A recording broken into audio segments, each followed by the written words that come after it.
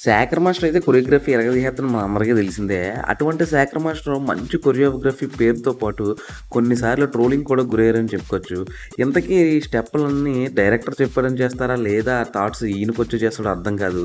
ముందుగా ఎక్కువ ట్రోలింగ్‌కి గురైన సినిమా సాంగ్ ఏదైనా ఉందంటే అది 'మిస్టర్ బచ్చన్' సాంగ్ అనే చెప్పుకోవచ్చు. ఆ తర్వాత బాలయ్య గారు నటించిన 'దబిడి దిబిడి' సాంగ్ కూడా విపరీతమైన ట్రోలింగ్ అయితే గురైంది.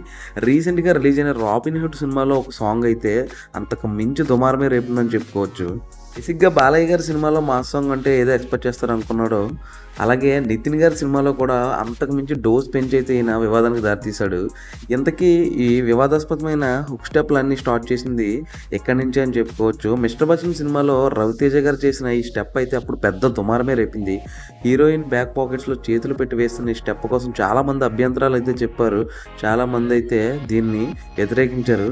ఆ తర్వాత బాలయ్య బాబు నటించిన 'డాకు మహారాజ్' సినిమాలో ఉన్న 'దబిడి దిబిడి' సాంగ్ కూడా అదే విధంగా ట్రోలింగ్‌కి అయితే గురైంది. ఇటువంటి స్టెప్పుల్ని ఎలా అంగీకరిస్తారు అని చెప్పేసి చాలామంది అయితే తన వ్యతిరేకతను కూడా ఇక్కడ చూపించారు.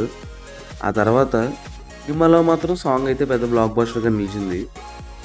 ఈ స్టెప్పులన్నీ ఒక ఎత్తైతే దీనికి మించింది ఏదైనా ఉందంటే ఇప్పుడు 'రాబిన్ హుడ్' సినిమాలో రిలీజ్ అయిన ఒక కొత్త సాంగ్ ఏదైతే ఉందో ఆ సాంగ్ అయితే మాత్రం ఈ 'దబిడి దిబిడి' అలాగే రవితేజ గారి సాంగ్‌ని మించి అయితే ఉందని చెప్పుకోవచ్చు. ఎందుకంటే ఇవి ఒక ఇంతకు తక్కువే అనిపిస్తాయి ఆ హుక్ మూమెంట్ చూసిన తర్వాత. ఒక్కసారి అయితే మీరు చూసండి అదిగో ఆ స్టెప్ అయితే ఎలా ఉందో. చాలామంది ఫ్యామిలీస్ కానీ అలాగే కామెడియన్స్ కానీ ఇటువంటి స్టెప్‌లో ఎలా యాక్సెప్ట్ చేస్తారని చెప్పేసి వ్యతిరేకిస్తున్నారు. రాను రాను సినిమాలో హుక్ స్టెప్‌లకి అద్దు అదుపు లేకుండా పోతుంది. ఆడియన్స్‌ని మెప్పించాలనే ఒక దీంతో ఆళ్ళని మెప్పించే విధంగా, ఆళ్ళకి నచ్చిన విధంగా, ఫ్యామిలీస్ దూరమయ్యే విధంగా ఏది పడితే అది కొరియోగ్రఫీ చేస్తున్నారని చెప్పేసి ఇక్కడైతే విమర్శలు ఎక్కువ వినిపిస్తూ ఉన్నాయి. చూద్దాం మరి అసలు ఈ వివాదం ఎక్కడి వరకు దారితీస్తుందో.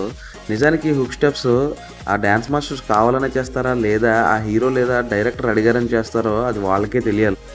ఇటువంటి కాంట్రవర్షియల్ హుక్ స్టెప్స్ ఇచ్చిన శేఖర్ మాస్టర్‌కి చాలా మంచి స్టెప్స్ ఇచ్చిన బ్యాక్‌గ్రౌండ్ కూడా ఉంది. ఆయన గతంలో చూసుకుంటే మంచి మంచి కొరియోగ్రఫీ కూడా చేశారు.